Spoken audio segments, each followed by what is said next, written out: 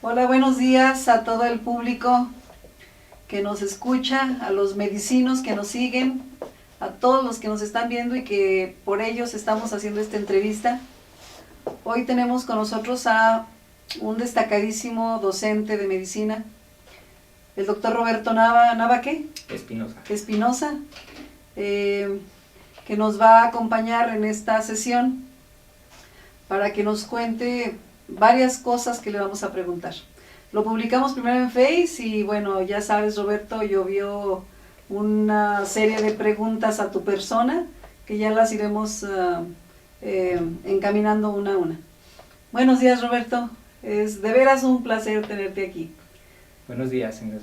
Muchas gracias. Es una plática de amigos, claro, de cuates, para nuestros estudiantes básicamente. El objetivo es que los estudiantes conozcan a sus docentes, que se acerquen a ellos, que sigan sus pasos, que sigan su trayectoria, que sepan que ser médico es algo difícil, pero que se puede, y que tenemos grandes docentes que son grandes ejemplos. Uno de ellos eres tú, Roberto. Entonces vamos a empezar a preguntarte tu nombre completo, dónde naciste, quiénes son tus padres, a qué se dedican tus padres, cuántos hermanos tienes, qué número ocupas en la familia, las características de tu familia, si eres el único médico o si hay más médicos, a qué se dedican tus hermanos, trascendentalmente, si tienes un hermano que te inspira algo para crecer, alguien que es tu modelo, cómo te llevas con tus padres, cómo te llevas con tus hermanos, en fin, esa cosa familiar, porque es muy importante para nosotros dar a conocer la parte humana de los docentes, que eso es lo que lo nutre a uno como persona. Lo académico pues se puede ver en las aulas, se puede ver en los libros, se puede ver en los pacientes, pero lo humano solamente contigo, en tu persona. Adelante, Roberto, cuéntanos. Gracias. Buenos días para todos ustedes. Muchas gracias por esta invitación que amablemente me realizas. Y bueno, mi nombre completo es Roberto Nava Espinosa. Nací un 7 de septiembre de 1971, aquí en Zacatecas, Zacatecas. Vamos preparando el pastel. Así es, para que se vayan haciendo esos preparativos.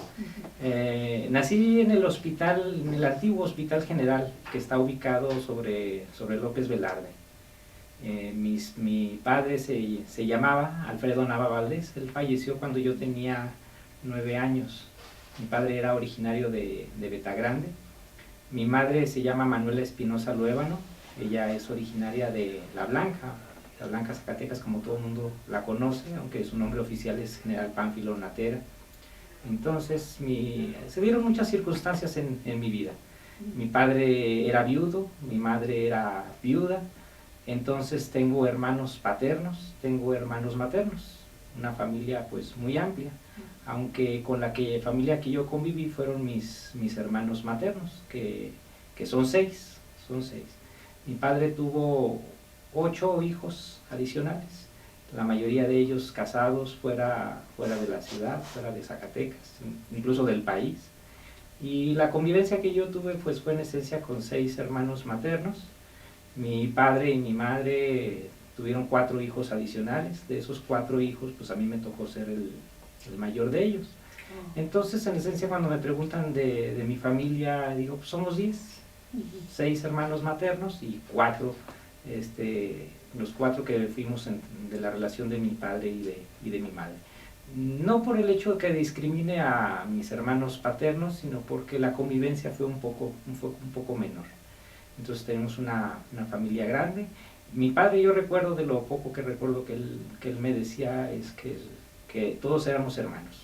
Nunca existió para mí la definición medio hermano. Entonces todos nos vemos y nos seguimos viendo como hermanos. Te voy a interrumpir un poquito aquí, Roberto, porque recuerdo tu autobiografía que me cediste también y que yo espero algún día poder publicarla. Pero en esa autobiografía tú narrabas algo conmovedor, que era tu estado de pobreza infantil. Es algo bien conmovedor porque casi todos los docentes todos los médicos que yo conozco provenimos de estratos socioculturales bajos, de medios a bajos, y esa es una de las características de muchos de nosotros. Tu infancia fue buena, fue bonita, fue pobre, pero buena, feliz. Eras pobre. Tú describes allí un párrafo donde dices que andabas descalzo, con guaraches, ya no recuerdo, ¿cómo era? Sí, se dieron muchas circunstancias. Antes de, cuando mi padre todavía vivía, bueno, pues relativamente teníamos pues todo lo mínimo indispensable. Claro, en esa época no existían los smartphones, los lujos actuales. Entonces nosotros nos conformábamos pues con un juguete de madera, con un carrito de plástico de esos baratos, era a lo que más añorábamos nosotros, exactamente.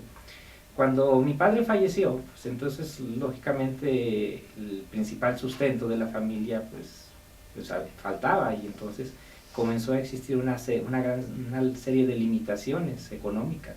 Éramos una familia numerosa y pues las necesidades eran muchas. Mi madre pues, estudió solamente hasta tercer año de primaria, pero sin embargo pues eso no fue ningún impedimento para ella, porque mi madre se dedicó a diversas cosas. La principal actividad que ella realizó y sigue realizando hasta la fecha es hacer tamales. Oh, mira. Entonces, ella hacía tamales, vendía, es decir, o sea, no se quedó cruzada de brazos, pues ante la situación que tenía enfrente, pues ella buscó pues, la manera de sacarnos adelante. Mi educación, pues toda ha sido en escuelas públicas. Yo no me imagino en aquel entonces visitando una escuela privada, entonces se dio en escuelas públicas. Y tras la limitación económica, pues obviamente pues éramos muchos, entonces pues la ropa pues se tenía que reciclar, ¿verdad? Pues el más chicos nos las iban pasando y así sucesivamente. Yo llegué no propiamente a usar guaraches, pero sí a utilizar calzado que me quedaba más chico o incluso más grande. Y el uso cotidiano de calzado, yo recuerdo unos zapatos que me quedaban un número y medio mayor a lo que era mi talla, pues llegó el momento en que de tanto usarlos pues se desgastó, entonces andaba con agujeros literalmente en los zapatos. Y la forma de tratar de solventarlo pues era pues colocándole unas plantillas de cartón. Entonces, pues de esa manera pues se solventaba un problema, pero sin embargo cuando venía la época de lluvia, pues era entonces cuando me tocaba sufrir, porque era andar caminando, pues sorteando los charcos precisamente para no mojarme los zapatos. ¿En dónde vivían? Viví mi infancia y de hecho sigo viviendo en la colonia Francisco de García, todo el mundo la conoce como la colonia del ETE. En el ETE. Ahí viví mi infancia, mi adolescencia. Posteriormente, cuando tuve que salir al internado, a servicio social, a realizar especialidad médica, pues viví fuera de ahí. Pero actualmente tengo mi casa, que es la tuya y la de todos los que nos escuchan, ahí mismo, en la colonia Francisco de García. Ahí seguimos viviendo. Ok. ¿Cómo fue tu infancia en general y tu adolescencia en general? ¿Escuelas públicas todavía? ¿Cómo fuiste de niño? ¿Cómo fuiste de hermano?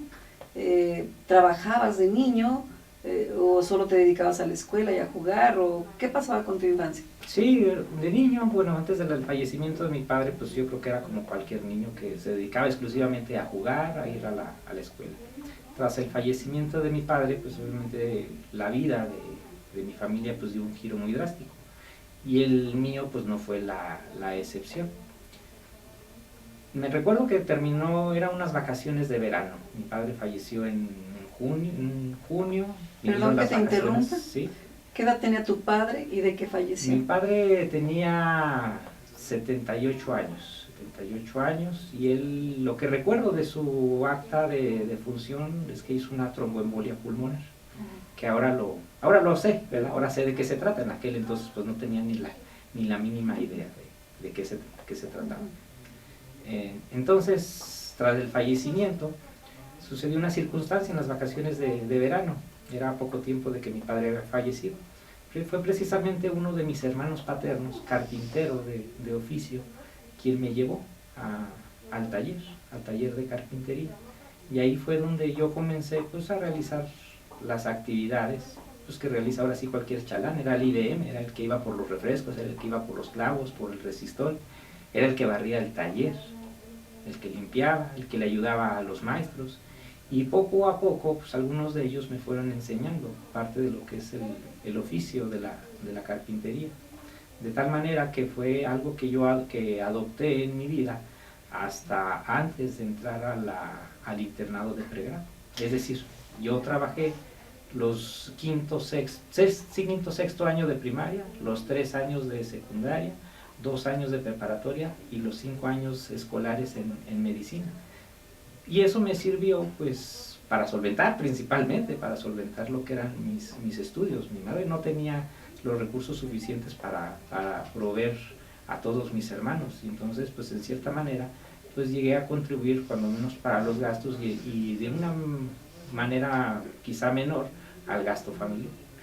Mucha gente, bueno, yo creo que nadie sabe que tú eres carpintero, porque eres carpintero. Sí, así es. De hecho, a eso te dedicas todavía en tus ratos libres y en tus momentos de relax, ¿sí? Así es. Porque cuéntanos de ser carpintero, hasta trajiste aquí Sí, traje tus instrumentos. Un elemento representativo que es un cepillo para madera, que es una de las herramientas características. Yo nunca, cuando entré al taller de carpintería, nunca visualicé lo que llegaría a ser. Pues uno está niño, no tiene pensamientos más allá del momento. El futuro uno lo ve pues bastante lejano. Entonces, tras ir aprendiendo el oficio, pues gradualmente me fue gustando, y de hecho hasta el momento es algo que me apasiona hacer, la carpintería. ¿Por qué razón? Bueno, yo la considero que es un oficio creativo, es un oficio limpio en cierta manera. Digo, si lo comparo con un mecánico, con un médico, con un médico, cirujano. Exactamente. Entonces es un oficio pues muy noble y que me dio pues gran parte de lo que soy ahora. Yo no me imagino ser médico sin antes haber sido carpintero. Y bueno, lamentablemente para mí son pocos los tiempos que yo me dedico a la carpintería, pero si algún día yo dejara de ser médico, seguramente voy a seguir en el oficio de la carpintería. Cuando estoy ahí en el taller de carpintería, se me vienen esos recuerdos de la adolescencia, donde yo era muy feliz trabajando. Y lo recuerdo porque forma una gran parte de este oficio. Me llama la atención que tu padre era muy grande. ¿Cuántos años le llevaba a tu madre? Le doblaba la edad. Cuando yo nací, mi padre le doblaba la edad. ¿Y entonces cómo fue que ellos dos se juntaron? Si eran no sé las tan circunstancias, distantes. sí, no sé las circunstancias reales. ¿No supiste la historia de amor? Nunca se la he preguntado sería interesante. La historia a mi mamá, pero yo creo que algún día se la voy a tener que preguntar. Ya luego nos cuentas. Ok. ¿Por qué trajiste este trenecito? Bueno, en mi época aquella de pobreza, yo anhelaba un tren. En la colonia donde yo vivo, si lo ubican, la colonia del Ete, la colonia Francisco de García. Sí, pasa el tren. Bueno, es un cerro, lo que iba es sí. que es un cerro. Y entonces, antes de que estuviera tan densamente poblado, desde ahí se visualizaba la vía del tren. Ajá. Entonces yo escuchaba siempre el tren de pasajeros. Yo escuchaba el tren de pasajeros por la mañana, entre 10, 11 de la mañana. Escuchaba el tren pasajero en la tarde, a las 4 de la tarde, y siempre me gustaba verlo. Entonces siempre me ha apasionado el tren. Y cuando estuve en la situación de pobreza, pues yo veía los trenes eléctricos, era algo que yo añoraba algún día poder tener. Veía los costos y decía, no, pues nunca voy a poder obtenerlo. Entonces es algo que ahora afortunadamente puedo tenerlo. Esta es una de las máquinas que existían en esa época, nacionales de México, antes de la privatización. Y es un modelo hecho a escala. Tengo varios ejemplares de ellos en casa, y uno de los sueños que aspiro tener es realizar una maqueta completa para poder colocar todos los trenes que actualmente tengo. Entonces el ferromodelismo es una de mis pasiones. Ferromodelismo. Ferromodelismo, ese es. Está precioso, está pesado. Sí. ¿Y cuánto tienes de esto? ¿Cuántos trenes tienes? Tengo 3. El primer set de tren que compré fue cuando era residente de primer año de medicina interna, fue en el año del 95. Recuerdo que lo compré en una tienda para época navideña. Vi el tren eléctrico, era una máquina diferente, una locomotora de vapor. Entonces fui a la tienda, la compré, me acuerdo que me costó 300 pesos en el año de 1995, y al día siguiente era Navidad, era 24 de diciembre, entonces me tocó estar de guardia. Entonces lo que hice fue llevarme mi tren, mi set de tren. Por la noche, a medianoche, lo coloqué en la mesa donde todos trabajábamos, donde estaban nuestras máquinas de escribir, y ahí lo coloqué y apagamos las luces y nos pusimos a ver el tren. ¡Ah, qué bonito! Fue tanto lo que... Me acuerdo uno de mis internos de pregrado, le gustó tanto que se quedaba viéndolo con mucho detalle, como pues yo creo así me veía yo en aquellos entonces, añorando un tren de eso. Y tanto le gustó que al día siguiente fue y se compró uno. Oh. Y me lo dijo posteriormente. Excelente. Entonces tienes gratos recuerdos con los trenes. Sí, así es. Perfecto. Muy bien. ¿Cómo fue tu formación académica? ¿En qué secundaria estuviste? ¿En qué prepa? ¿Cómo fuiste de adolescente? ¿Fuiste buen estudiante? ¿Eras destacado? ¿En qué participabas? Cuéntanos de eso.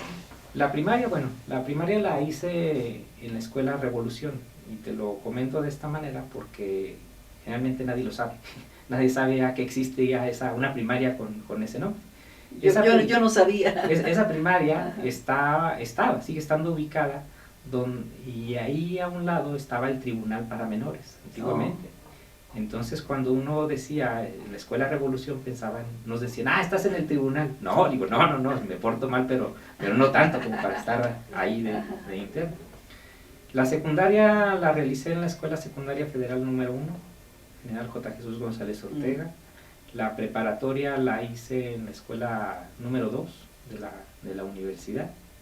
Fueron los sitios antes de entrar a la ¿Y qué recuerdos tienes de la secu, de la prepa, así trascendentes, importantes? De la secundaria muy gratos, en general de los compañeros, de la convivencia, de que todos pues nos llevábamos bien. ¿Eras destacado alumno o eras de cuadro de honor? No. Muchas veces ¿Siquiera tocabas el tambor, algo? No tenía deportes, ninguna gracia. Ninguna gracia, la única gracia que tenía era trabajar. Pues no me daba tiempo para eso. Sí. Estudiaba en las mañanas y en la tarde tenía que irme a trabajar, entonces me gustaba jugar fútbol, pero sin embargo nunca lo llegué a jugar de manera un poco más cotidiana. Exactamente. No por falta de ganas, sino por falta de tiempo, porque después de los estudios pues había que ir a trabajar. Considero que no fui un alumno destacado, digamos que fui un alumno promedio. Muchas veces tienen la idea los alumnos de que yo fui que era un alumno sobresaliente, que me ganaba los mejores premios, pero no, nunca fui así. En secundaria fui un alumno promedio. En preparatoria sí te confieso que fui un relajo. Total relajo. Excelente. Ahí sí me deschongué, yo creo, porque ¿Usabas pelo largo? Llegué, ¿Eras rebelde, rockero? ¿Qué eras? Llegué a tener la idea de usar el pelo largo, pero sin embargo no me gustó. Creo que me traumó la disciplina de la secundaria, donde teníamos que forzosamente llevar pelo corto. Sí. Y cuando yo quise usar pelo largo, pues francamente no me gustó, y entonces hasta la fecha pues sigo utilizando pelo corto. ¿Y qué tipo de adolescente eras? ¿Eras de borracheras, de parrandas? Sí, claro que sí. Perfecto. Claro que sí. De amigos, de no entrar a clase, irte de pinta. Todo eso, genial. No entraba, había clases a las cuales ¿Eras no entraba. noviero? No era muy noviero. No. Porque pues no era muy agraciado físicamente, entonces pues las damas pues obviamente no se iban a fijar en... ¿Y además eras tímido o eras...? También, tímido. Creo que era una persona, y creo que sigo siendo una persona introvertida. De repente no me muestro como tal. Yo conmigo nunca te he visto tímido. ¿No? O sea, tal vez es la confianza que me tienes, gracias. Y conmigo yo siempre te he visto, pues bien, como eres tú, ¿verdad? Bien natural. Una de las cosas que recuerdo de la preparatoria es que no entrábamos a clase, entonces nos juntábamos 4 compañeros y nos íbamos a jugar billar. Ah, vagos. al billar, que ya no existe, de hecho estaba sobre la avenida González Ortega, se le llamaba Billares Murillo. Ah, los billares Entonces, Murillo, entonces sí. el primer juego era, formamos parejas, entonces el primer juego, el que perdía pagaba el desayuno del día siguiente. Ah, ok. Y entonces, Yo pensaba que las caguamas. no, perdón, la cuenta, Ajá. y ya los subsecuentes eran para el desayuno del día siguiente y Ajá. también, obviamente, Las caguamas. las respectivas bebidas espirituosas. También se nos daba mucho en las callejoneadas, en las bienvenidas. Creo que en ese aspecto, pues sí, pues fui un alumno normal. Normal. Fue normal. Así es, normal, eso está perfecto. ¿Hubo algún maestro que te inspirara en la preparatoria? ¿Alguien que dijeras, este fue mi mejor maestro? No, de preparatoria no recuerdo. De secundaria, de primaria, alguien que te haya marcado para siempre. De secundaria. Que recuerdes con afecto. Yo recuerdo mucho a la maestra Margarita Pérez Veina, mi maestra de biología. Me gustaba mucho biología. Recuerdo a mi maestro Luis, no recuerdo su apellido, maestro de inglés. Creo que lo poquito de inglés que sé es gracias a él. Yes, it is o'clock. Exacto. ¿Qué más dices que sabes? Hace rato me decías. ¿Qué más sé pronunciar? 1, 2, 3. Open the door o me brinco por la window. Open the door o me brinco por la window. Es una buena frase. Yo nomás me aprendí yes, it is o'clock en la secundaria. De primaria recuerdo, creo que la mayoría de mis maestros de la primaria eran docentes comprometidos. Recuerdo al maestro Amado Solís Amaro de primer año, una persona mayor, muy comprometido. Al maestro José Luis, no recuerdo ahorita sus apellidos. O sea, eran personas que te inspiraban. En tercero, me acuerdo el apellido Serrano. Cuarto y quinto fue un maestro que se llamaba Antero, y en sexto José Luis. Pero todos mis docentes de primaria, yo los recuerdo con mucho cariño. Quizá porque era uno solo, porque lo veíamos durante todo el año. Y en la secundaria, bueno, la gran mayoría también eran docentes dedicados. Entonces, pues a todos les guardo un profundo respeto. Mis docentes de preparatoria, pues, como se me estaba olvidando, el maestro Francisco Luna Pacheco, fue mi maestro ¿cómo se llama? Saludos al doctor Luna Pacheco. En primero y tercer año de preparatoria. ¿Y él te daba qué? ¿Anatomía? En primer semestre me daba biología. Biología. ¿En qué momento de tu vida, Roberto, supiste que era la medicina la que te iba a guiar, la que te iba a gustar? Es algo muy chistoso, muy curioso, porque yo jamás... Esta es otra cosa que les va a caer de sorpresa a los medicinos, porque nadie lo sospecha. Yo jamás pensé ni soñé ser médico. Mi sueño era ser piloto aviador. Piloto aviador. ¿Para qué? A ver, ¿qué traes tú? Primero en tierra y luego en el cielo, o sea, ¿qué cosa contigo? De un lado hacia otro. Sí, era mi sueño, ser piloto aviador. ¿Por qué? ¿Quién sabe? Era lo que yo añoraba. Cuando uno está en tercero de secundaria, van las escuelas de nivel medio superior a ofrecer sus servicios, ¿cómo se llama? Sus servicios escolares. Sí. Y recuerdo perfectamente a un grupo de militares que fueron a ofrecernos las carreras, precisamente, las carreras que ofertaba el Colegio del Aire.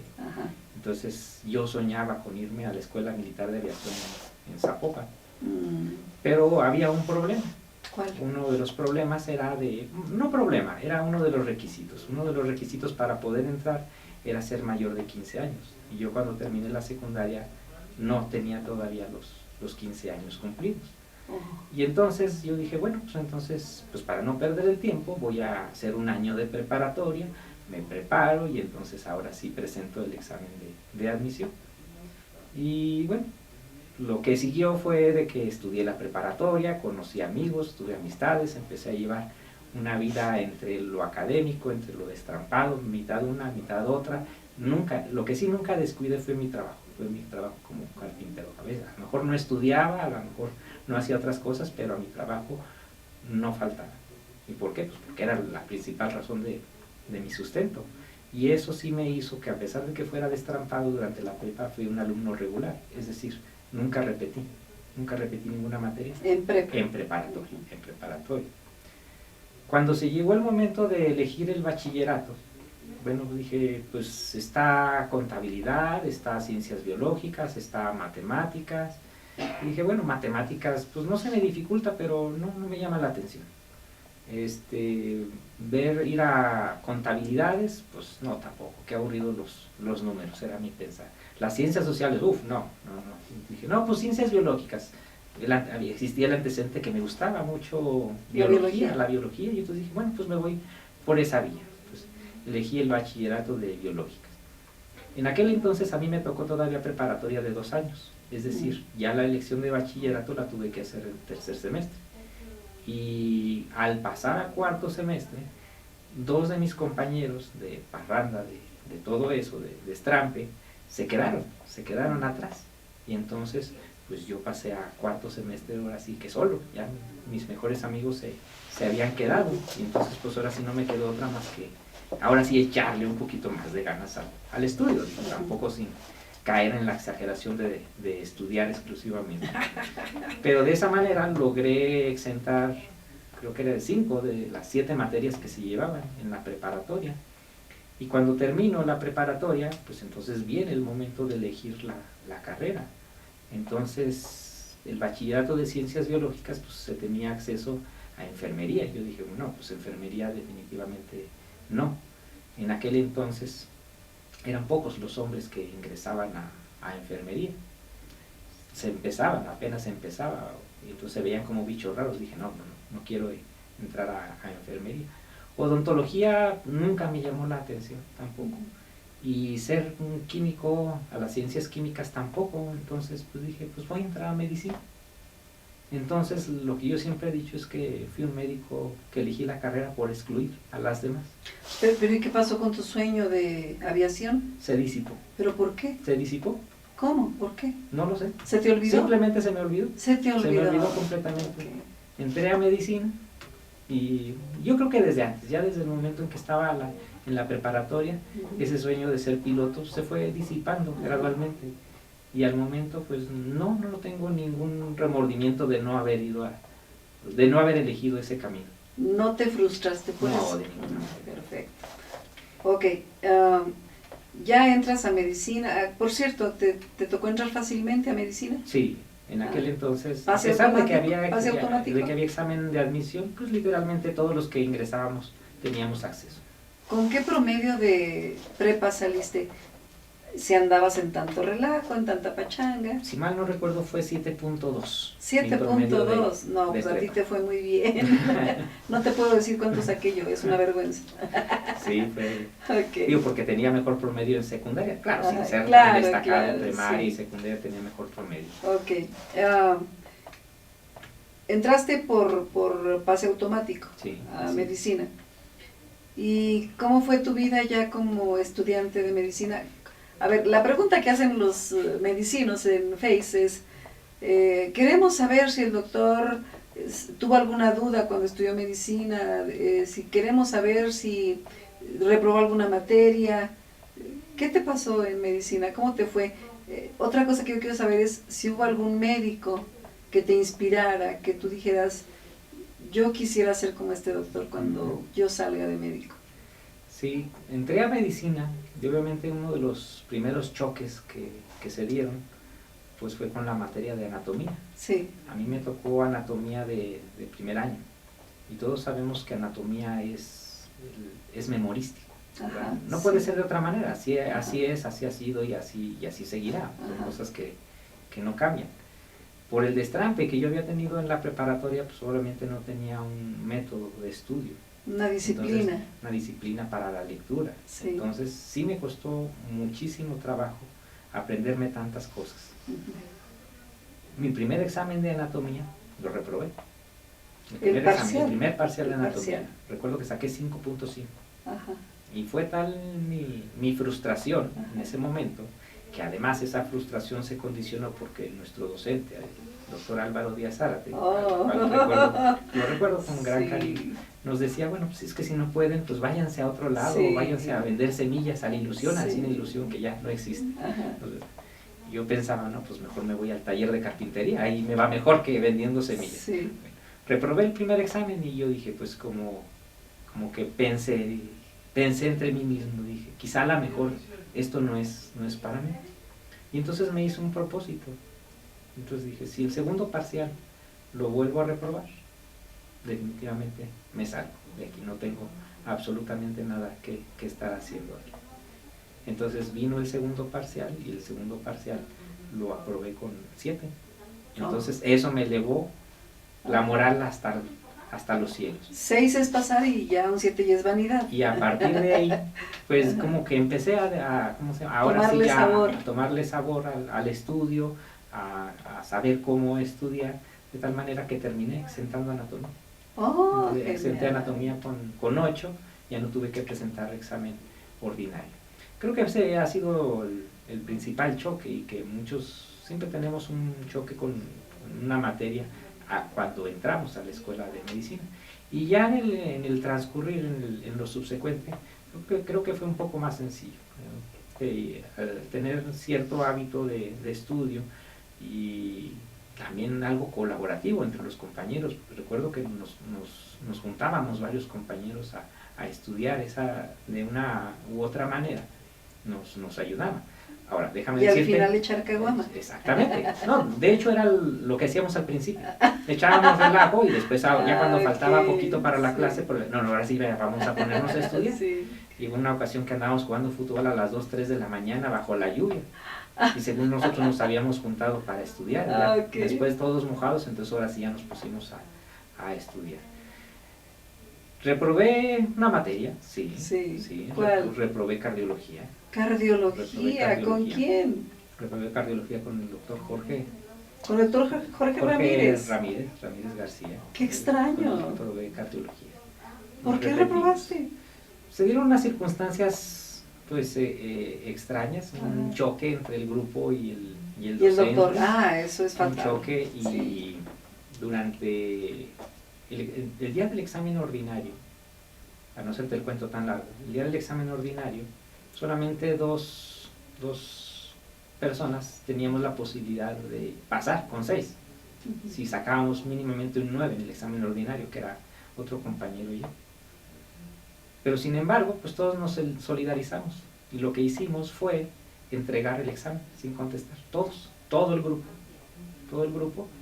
Era un examen departamental, éramos, no recuerdo si 2 o 3 grupos en el antiguo auditorio. Sí. Entonces solamente le pusimos nuestro nombre, ahí le hicimos al cuento 5 minutos y se paró uno y nos empezamos a parar todos y entregamos el examen. ¡Qué bonito! Sin ¡Qué contestar. bonito! Lógicamente pues todos reprobamos. Y la tuvimos que volver a Pero, recursar. a ver, no, si hazme el cuento largo, ¿por qué fue la rebeldía? La rebeldía fue porque no recuerdo si fue el primero o el segundo parcial, creo que fue el primero. El docente llegó una hora después de lo acordado.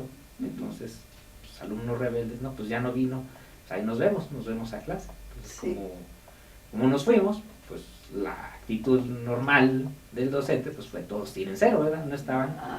Entonces ahí fue donde surgió el choque, de que nosotros decíamos, no, pues es que no fue nuestra culpa, fue la del docente.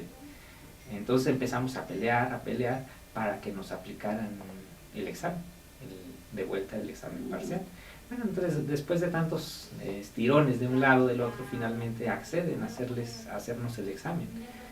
Pero también recuerdo que ese examen pues, parecía para examen de certificación de consejo, porque nos preguntaban cosas de ecocardiografía. Sí. Un alumno de licenciatura, saber algunas cosas de ecocardiografía, pues como que estaba medio inquieto, entonces lógicamente pues la mayoría de ellos lo reprobamos. ¿Y reprobaste ese semestre, esa materia? Solamente esa materia. ¿Y la recursaste? La volvimos a ¿Con recursar. La volvimos a recursar con el doctor Juan Manuel Cortés Ramírez. Con Cortés Ramírez. Exactamente. Y ya, ahí te fue precisamente bien. Nuestro grupo entabló una relación de mucho afecto precisamente con el doctor Cortés. Juan Manuel Cortés Ramírez.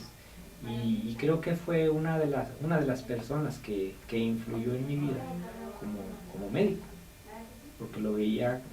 El doctor Juan Manuel Cortés Ramírez tiene ciertas peculiaridades en su forma de ser y de enseñar, pero es una gran persona, tratándolo, es una gran persona, y yo, ¿cómo se llama? Yo le guardo un singular afecto. Todo nuestro grupo creo que lo recordamos con cariño. De hecho, fue nuestro padrino de generación. Oh, qué bien. Entonces, de los médicos que a mí digamos, yo los tomaba, como ejemplo, fue al doctor Juan Manuel Cortés Ramírez como médico, al doctor Javier Sánchez Pérez, también lo recuerdo como una persona que yo aspiraba a ser igual que ellos en cuanto a conocimientos.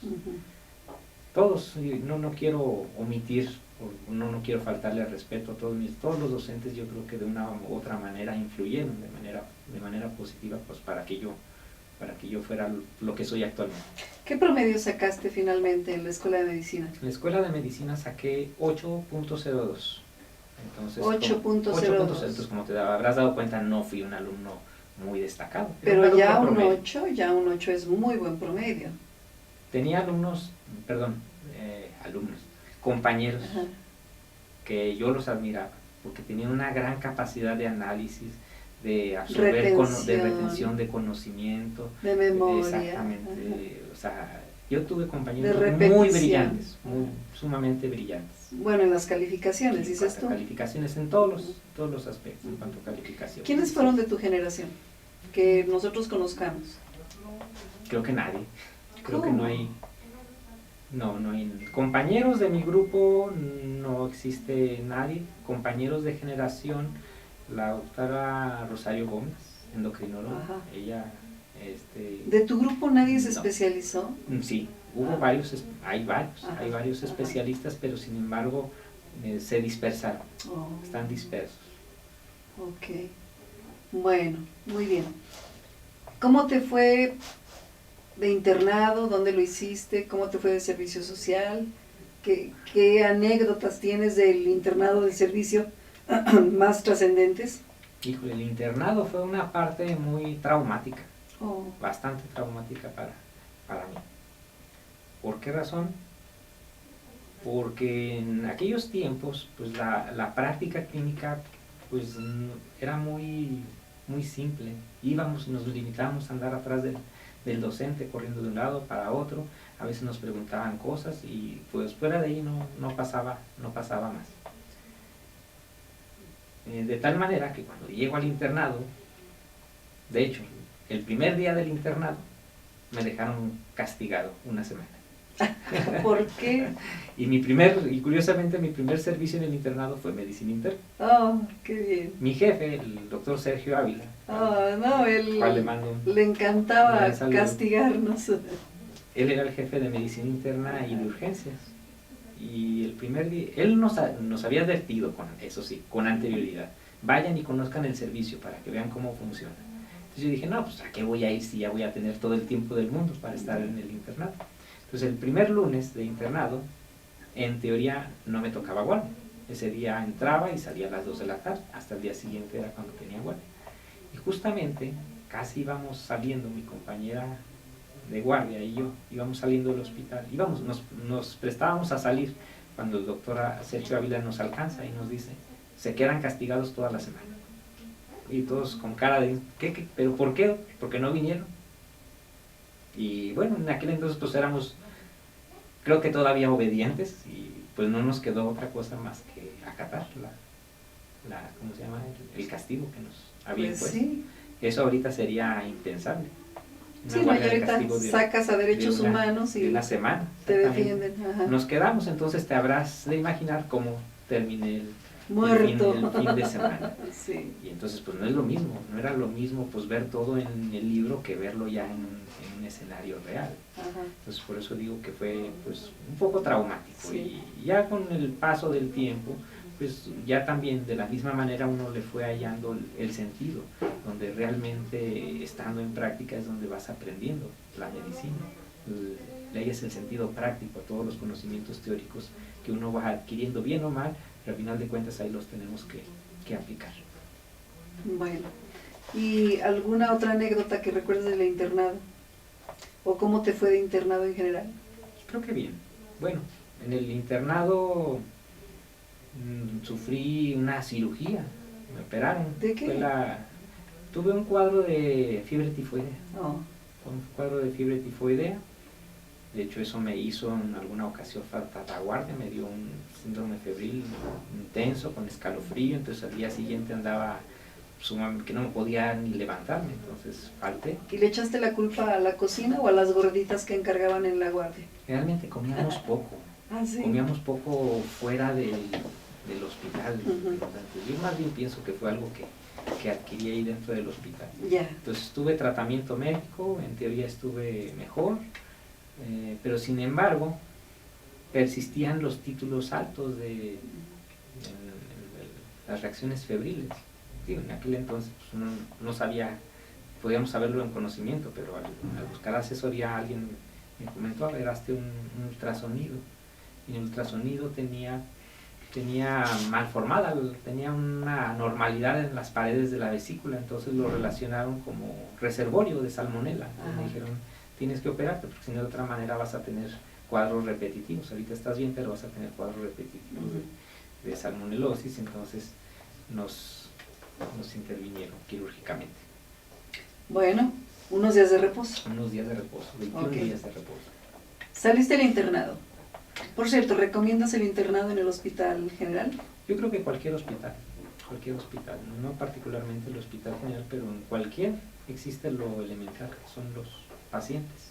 Entonces, ahí se debe de combinar con los ganas y los deseos de aprender. Pero el hospital general tiene pacientes sui generis. Sí, claro que sí. Es la representación precisamente de la pobreza y lamentablemente la representación de la pobreza se ve reflejada en una gran diversidad de padecimientos, eso es muy enriquecedor para el médico. O en otros hospitales tienen enfermedades muy crónico-degenerativas, que también es algo pues, de lo que se van a enfrentar. Entonces, pero yo creo que cualquier hospital es muy bueno para aprender. ¿Y te fuiste al servicio a dónde? A Tepechitlán. Tepechitlán. ¿Cómo te fue? Muy bien. Genial. Tepechitlán, genial. ¿En esta época fue donde te casaste? ¿O en qué época te casaste? No, posteriormente. Ya hasta que fui médico. Ok, y luego sales del servicio. ¿Qué tal en el servicio en general? ¿Bien? ¿O hubo algo particular en Tepechitlán? No, nada, todo transcurrió normal, entre consulta, entre llenar papelería, entre llenar usuarios de planificación familiar, vaciloscopías, todo quienes hemos estado en servicio social sabrán que es papeloterapia más atención médica. ¿Te fue bien a ti? ¿Te sentiste bien? ¿No te sentiste solo? No. Aislado. Tuve de hecho la fortuna de tener a un compañero, uno de mis grandes compañeros de generación, el doctor ahorita Jesús Enrique Chávez. Él fue mi compañero durante el servicio social. Y allá mismo nos juntábamos con otro compañero de generación, el doctor Jorge Luis Murillo, que él se quedó a vivir aquí en Tepechitlán. Entonces éramos tres, decíamos los tres mosqueteros de Tepechi. Perfecto, entonces no estabas solo. No estábamos solos, perfecto. Exactamente. Ok. Sales del servicio social, ¿te titulas primero? ¿O cuándo te titulas? Yo terminé el servicio social creo que es en julio, agosto de... ¿De qué generación es de medicina? Mi generación de medicina es de 1987 a 1992. 87. El internado de pregrado fue del 92 al 93 y el servicio social del 93 al 94. ¿Y te titulas? Me titulo, presenté el examen en abril, del 1994. Recuerdo que cuando estaba preparándome para el examen profesional fue cuando vino el evento que también le dio el sacudió a México, que fue el asesinato de Luis Donaldo Colosio. Recuerdo que estaba viendo las noticias, me enteré estudiando para el examen profesional. Entonces presenté el examen profesional en aquel entonces eran 5 sinodales. Mesa de 5 sinodales. Para mi fortuna solamente se presentaron 3. ¿Que fueron quiénes? El doctor López de Lara, pediatra, que en paz descanse. El doctor Mario Fraile Manso, ginecólogo, y el doctor Manuel Pérez, patólogo. Entonces ellos 3 me aplicaron mi examen profesional, fue en el hospital de Lista. Sin problema. En la unidad de tococirugía, con una paciente que estaba en inductoconducción. Entonces, pues creo que realicé un buen desempeño. Perfecto. Y creo que no me sentí nervioso. Qué bueno. Ahí la clave fue no, pues no echar mentiras. Pasas por humanidad, por unanimidad. Pasé por humanidad. Por humanidad. Por unanimidad. Unanimidad. Exactamente. ¿Y de allí decides la residencia? ¿O en qué momento decides la residencia? ¿Y por qué medicina interna? Cuando estaba en el servicio, bueno, de hecho desde que estaba en el internado de pregrado, pues uno rota por las especialidades médicas y quirúrgicas. A mí francamente nunca me gustó la cirugía. Ajá. ¿Por qué razón? Me cansaba mucho estar de pie en las cirugías, quizá porque no teníamos un rol más participativo que estar de Biberman, sí, ajá, o estar pasando cada uno del sí, instrumental quirúrgico. Algunas veces pues ya nos dejaban suturar meter tejido manita, celular ajá, sí, o piel, pero no, yo francamente durante el internado le decía a uno de mis compañeros de guardia, si quieres tú entras a cirugía, y yo empiezo, yo hago los ingresos, yo hago curaciones, yo hago todo. Yo, o sea, trataba lo más posible de no entrar a la sala quirúrgica. Pediatría, definitivamente no porque la especialidad, no por la especialidad en sí, sino porque me partía el corazón ver niños enfermos. A veces veía niños que venían en situaciones por descuidos de los padres. Sí. Y decía, pues dan ganas de ahorcar al padre. Me gustaba mucho, fíjate, ginecología, pero ginecología, no obstetricia. Ah, ya. Entonces me gustaban mucho las enfermedades de la mujer, pero la obstetricia definitivamente pues no era algo que me atrajera. Y entonces pues como que ahí fue donde me di cuenta que tenía más afinidad por el área clínica, no propiamente por la quirúrgica, y excluyendo pediatría, pues entonces fue cuando decidí presentar el examen de residencia a medicina interna. ¿Y en dónde fuiste a hacer tu residencia? ¿Batallaste en el primer intento? ¿Entraste? Fue el primer intento, afortunadamente. Durante el primer intento todavía acababa de terminar el servicio social. Ajá. De hecho, cuando yo terminé el servicio social, pues no pensé, pues ¿a dónde me voy? Si me regreso a Zacatecas, pues allá nadie me va a conocer, y ¿qué consulta voy a tener? Y entonces decidí quedarme en Tepechitlán. Entonces pusimos consultorio, como médico, ya como médico general, entonces pusimos consultorio. Y pues bueno, de esa manera creo que sobrevivimos el tiempo antes de entrar a lo que fue la residencia. Presenté el examen en septiembre de 1994. En octubre nos dimos cuenta que lo aprobamos y empezamos a hacer toda la tramitología para poder entrar a la residencia.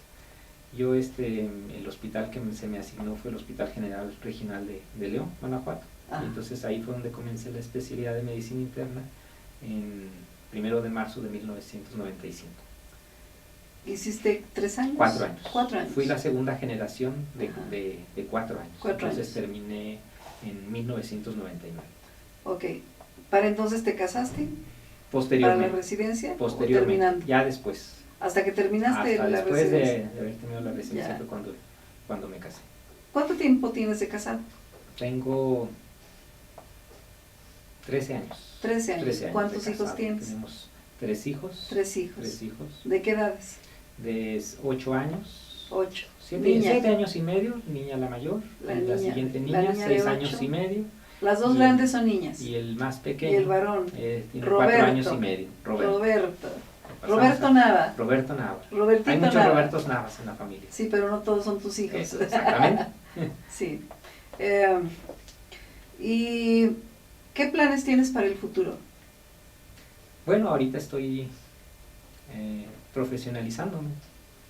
Aparte de tener la especialidad de medicina interna, cuando comencé como docente, pues yo dije, pues tenemos que ¿Quién te invitó de profesionalizarnos. docente? Cuéntame. La doctora María Luna Serrano, que fue mi maestra de sí, medicina legal, yo creo que de muchos. Sí, Fue precisamente cuando se inaugura este campus, en el año 2005, que el doctor Enrique Argüelles declina dar la materia que ahora imparto y que anteriormente se llamaba Nosología Básica Integral. Entonces él declinó ya continuar con esas clases, y entonces recibí la invitación de la doctora María Luna Serrano para integrarme a la planta docente. Fue como ¿De qué materia? de nosología básica Pero integral. en aquel tiempo en aquel era. entonces todavía era. ¿Y ahora se llama? Ahora se llama fisiopatología. Fisiopatología. Exactamente. ¿Cuántos grupos tienes? Actualmente 4 grupos. 4 grupos. ¿Tú eres medio tiempo? Soy profesor de medio tiempo. Profesor de medio tiempo. Tú has tenido una dificultad muy grave en tu vida profesional. Rápidamente cuéntanos, porque contamos con 5 minutos para terminar esto. Rápidamente cuéntanos qué problema grave tuviste y cómo se resolvió. Sí, como médico tuve un proceso en el cual fui suspendido. ¿Proceso legal? Un proceso administrativo. No fue propiamente legal. Un proceso administrativo en el cual fui suspendido, inhabilitado, literalmente corrido, y con una sanción económica de alrededor de 50,000 pesos. ¿Por qué razón? Bueno, quizá por andarme metiendo donde no me llamaba, en el hospital del ISSSTE. En el ISSSTE. En el hospital del ISSSTE, que era donde yo me desempeñaba como médico, pues cubría 3 servicios a la vez: urgencias, terapia intensiva y hospitalización. Entonces fue un problema relacionado con una muerte materna. Una muerte materna en el cual se abrió un proceso de, aparentemente, investigación. ¿Cuál fue tu error ahí? Ninguno. O sea, ¿por qué te viste involucrado? Me vi involucrado por el hecho de que el expediente en el cual se envió a México no iban mis notas médicas. ¿Y no iban por qué? Nunca supe la causa, si fue una omisión voluntaria o involuntaria de la gente que envió el expediente a México. Esas eran 2 cuestiones que me achacaban. No haber solicitado una revisión, en este caso por ginecología, una revaloración, y por haber omitido las notas médicas. O sea, la paciente murió. La paciente murió, pero no fue por causas inherentes, murió por choque séptico. Por choque séptico. No por causas inherentes a lo que yo haya dejado de hacer. La tercera cuestión, eran 3. Entonces, la omisión de mis notas médicas, no solicitar revaloración, que eso se solventó, o por lo menos yo intenté solventarlo de manera inmediata presentando. Obviamente que existían las notas médicas, existían. Lo que sucedió fue que no se envió. Y la tercera era el uso de antibióticos, que se me cuestionó el uso de antibióticos. Pero quien emitió ese dictamen fue un médico de CONAME. Los médicos yo no sé si sea el común denominador de los médicos de CONAME, pues ya no ven pacientes. Ellos pues revisan papeles, expedientes, se juntan su bibliografía, se ponen su café, su dona, y entonces con toda la tranquilidad del mundo se ponen a elaborar un dictamen. Y entonces ese dictamen decía que yo había incurrido en una mala práctica médica. Mala praxis. Una mala praxis, exactamente. Y eso fue el motivo por el cual me llevó a la destitución e inhabilitación por 10 años. 10 años. 10 años. Pero la gente piensa, alguna gente que conoció el caso piensa que te quitaron tu cédula profesional. No, por el hecho. Tú seguiste trabajando. Exactamente. Solamente en el ISSSTE, ¿no? Por el hecho de que fue una sanción administrativa, o sea, simplemente nada más me limitaba la función en el instituto. Cuéntanos en qué terminó, qué desenlace tuvo este proceso de tu vida. ¿Cuántos años batallaste para llegar al final? Sí, este proceso se llevó 5 años, 1 mes y 17 días, hasta el día en que fui reinstalado nuevamente en el lugar de donde me habían inhabilitado, suspendido e inhabilitado. Pero estos 5 años fue pues un verdadero viacrucis, porque de la noche a la mañana te quedas sin la principal fuente de recursos económicos para el sustento para tu familia. Pero afortunadamente pues abrimos un proceso legal para impugnar la resolución. Y ahí es donde te das cuenta pues que la justicia pues es sumamente lenta, porque pues para resolver algo que yo demostré fehacientemente que no tuve ninguna responsabilidad, se tuvo que llevar todo ese lapso de tiempo. Roberto, ¿por qué no tienes consultorio médico? Ya no me da tiempo. Cuando sí tenía consultorio, antes del proceso de inhabilitación, sí tenía consultorio. Sin embargo, tras la inhabilitación, también es importante decir que si en ese momento yo no hubiera estado en la escuela como docente, quizá me hubiera vuelto loco, no sé qué habría pasado conmigo, porque llegó un momento de depresión, un momento en que yo me sentía enfermo. Claro. llegué en algún momento dado incluso hasta irme del estado, del país incluso. Llegué a empezarme ahí, pero finalmente recapacité y dije, pues no tengo yo nada que... ¿Por qué huir? ¿Por qué huir? Porque yo no tuve ninguna responsabilidad. Y no lo digo nada más yo, lo dijo 3 peritos. El perito que estuvo de mi parte. El perito de la propia autoridad, el perito que la autoridad que me señaló también estuvo a favor del manejo que yo, y un tercer perito, el tercer perito en discordia. Entonces eran 3 peritajes que estuvieron a favor de lo que yo hice. Entonces no es nada más que lo diga yo, que no tuve ninguna responsabilidad. Entonces no fue una negligencia del médico de CONAMED, ¿no? O sea, sí, acusarte así tan fríamente, sí, lo que sucede tan impunemente. Es que, lo que te decía, son médicos de escritorio, que han perdido el contacto con el paciente y piensan que todos los hospitales existen los recursos de uno de tercer nivel, y definitivamente ese juicio ya lo ganaste, sí. Tú ya estás reinstalado, sí, así es. Te van a pagar salarios caídos, esa es una buena lana, ojalá que pronto te la paguen, nos invitas, unas caguamas,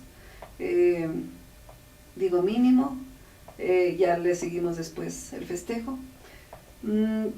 Pero a ver, en la docencia, tú te dedicas a ser docente, tienes una licenciatura, una especialidad, pero luego hiciste una maestría, sí. De la que yo fui sinodal, sí, o sea, me da mucho gusto de haber sido sinodal de tu maestría. ¿Tu maestría fue en qué? En docencia, la maestría en docencia y procesos institucionales. Así es. Realizada en la propia universidad. ¿Con qué promedio saliste de esa maestría? Si mal no recuerdo, 9.4 o 9.6 fue el promedio de... A ti se te dio mención honorífica, sí. por tu tesis. Nunca he entendido por qué me dieron mención honorífica. Pues será porque les caes muy bien. O sea, tú fuiste con mención honorífica, pero ahorita estás en un doctorado. Sí, así es. ¿De qué es tu doctorado y en dónde está llevándose a cabo tu doctorado? Mi doctorado es en educación y desarrollo humano. ¿Por qué quieres hacer ese doctorado? ¿Para qué, Roberto? Para seguirme profesionalizando. ¿Para qué? Me encanta la docencia. Entonces, ahora quiero incursionar en lo que es la investigación educativa. Investigación educativa. Esa es mi finalidad de hacer el doctorado. Excelente. ¿Eso lo estás haciendo en la ciudad? En la Universidad de La Salle Bajío. De León. En León, Guanajuato. Déjame decirte que es el primer acercamiento, o mi primera incursión en una escuela privada. Nunca había tenido... Bueno, pero estamos en la Salle, o sea, es otra cosa. Roberto, se nos terminó el tiempo. Quiero decirte que es un agasajo para mí, de verdad, tenerte aquí, estar llenando estos espacios de conocimiento que los chicos no conocían de ti, nosotros tampoco. Eres de nuestros mejores docentes, eres de mis mejores compañeros, tengo que decirte también, muy admirado por todos. Todo el mundo te admira por bien peinado, por bien arregladito que vienes. Ya, qué bueno que no me conocieron en la adolescencia. Sí, ya a mí ya me quedó claro que eres así porque así te educaron en la secundaria, vienes casi de piloncillo. Casi. Roberto, te quiero mucho, te admiro mucho, seguimos en contacto y nos veremos en otra entrevista para otras cosas. Muchas gracias. Muchas gracias, Roberto, y gracias a todos por pedir tanto esta entrevista. Chao. Vámonos, Roberto. Tan, tan. Se acabó lo que se daba. Sí, pues así. ¿Qué te pareció? Bien, muy bien, qué bueno. Aunque yo sigo sin entender por qué a mí. Fue breve. Si hay más gente más. Fue breve, pero salió lo más importante. Me hubiera encantado hablar más del doctorado. ¿Qué tal, Luisito? ¿A toda madre? Excelente.